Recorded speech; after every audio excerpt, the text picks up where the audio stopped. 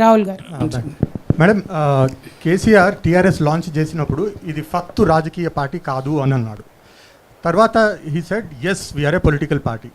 No, మీరు Jagruthi start చేసినప్పుడు it started off as a cultural organisation.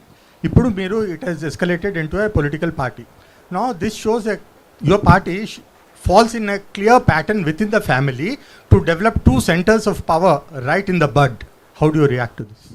Well, you are very wrong. I am sorry to say that, because I was suspended from BRS party without even being asked for an explanation.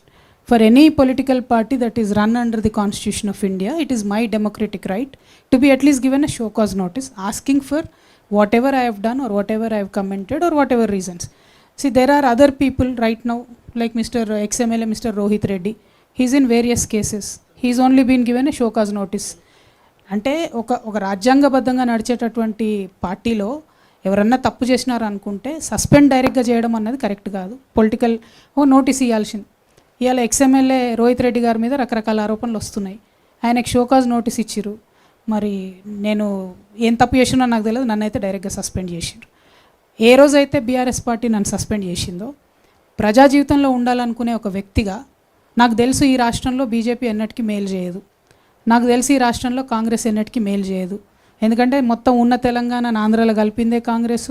2004లో పొత్తు పెట్టుకొని 2014 దాకా సాగదీసి 1200 మందిని చంపిందే కాంగ్రెస్. వచ్చిన తర్వాత కూడా ఇప్పుడు కాంగ్రెస్ ప్రభుత్వం వచ్చిన ఈ 2.5 ఏళ్లలో కూడా గోస తప్ప ఇంకోటి లేదు. సో నాకు కాంగ్రెస్ ఆప్షన్ కాదు, బీజేపీ ఆప్షన్ కాదు. మరి నేను ప్రజా జీవితంలో ఉండాలనుకునే వ్యక్తిగా నేను ఒక పొలిటికల్ అవుట్ఫిట్ పెట్టుకొని ప్రజల ఆశీర్వాదం కోసం వెళ్తూ ఉన్నా. సో ఇది రెండు కనెక్టెడే కదా అని మీరు మాట్లాడితే అది చాలా తప్పండి. మీ ప్రశ్న తప్పని నేను చాలా వినయపూర్వకంగా చెప్తా ఉన్నాను. ఎందుకంటే బీఆర్ఎస్ పార్టీ నన్ను వద్దనుకున్నది.